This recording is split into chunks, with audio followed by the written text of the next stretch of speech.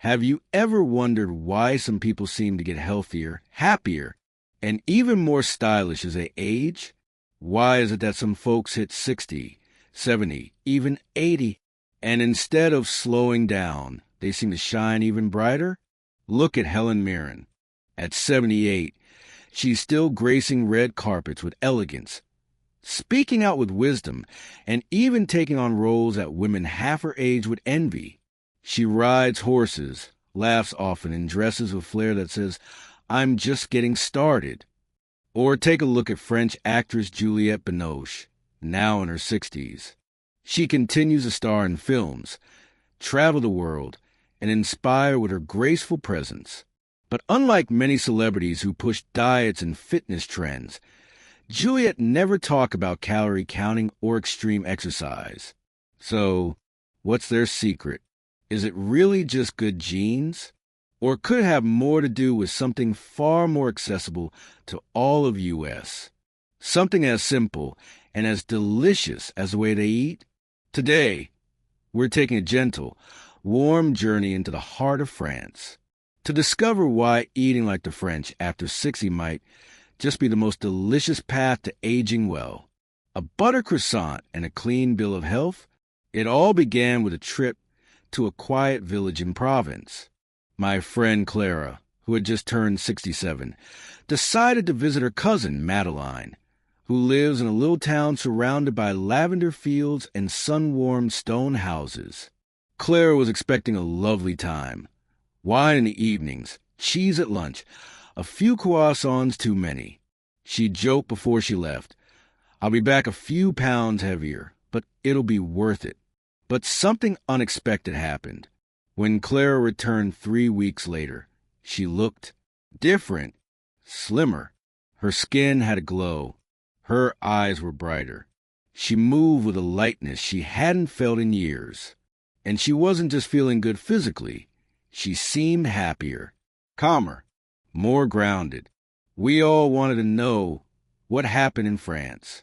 The answer, IT turned out, wasn't about eating less. It was about eating differently. The power of the French table. In France, meals aren't just nourishment. They're ritual.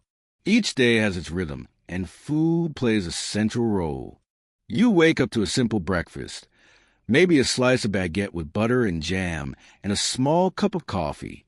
Lunch is unhurried, often shared with others.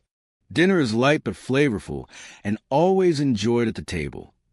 Never on the couch or in front of the TV.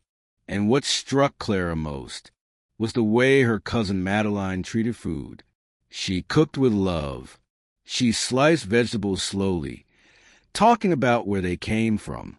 She took pride in her lentil salad with walnut oil, the stewed tomatoes with herbs from the garden, and the simple green soup that warmed your soul from the inside out.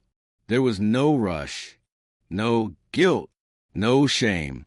Every meal felt like a pause in the day to appreciate life, its flavors, its textures, and the people you share it with. Clara told me, "I felt like I was eating for the first time in years." The paradox, that isn't a paradox. For decades, doctors have struggled to understand what they call the French paradox. How can a country known for butter, cream, cheese, wine, and bread have such low rates of heart disease? How can people who eat chocolate every day actually be healthier? The secret, as Clara came to realize, isn't just about what the French eat. It's how they eat. They savor. They sit. They connect. Food isn't something to get through. It's something to enjoy, to honor, to share. And perhaps most importantly, they don't feel guilty. They don't count every calorie or obsess over carbs. They eat dessert, and they smile while they do it.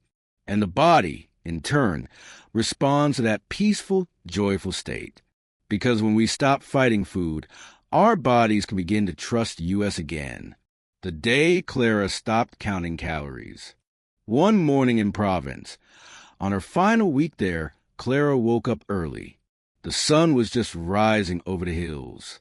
She decided to walk to the market on her own, something she hadn't done in years without a plan. She didn't have a grocery list, just a feeling.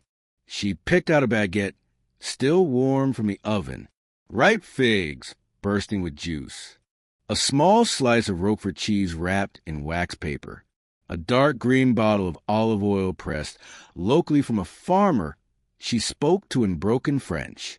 And standing there, in that morning light, she whispered to herself, "I'm done with diets.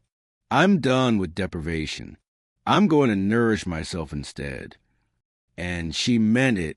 Since that day, Clara has lost 12 pounds. But more importantly, she's gained something far greater. She's gained peace, pleasure, pride, the 3 simple rules that changed everything. So, what exactly did Clara bring home from France?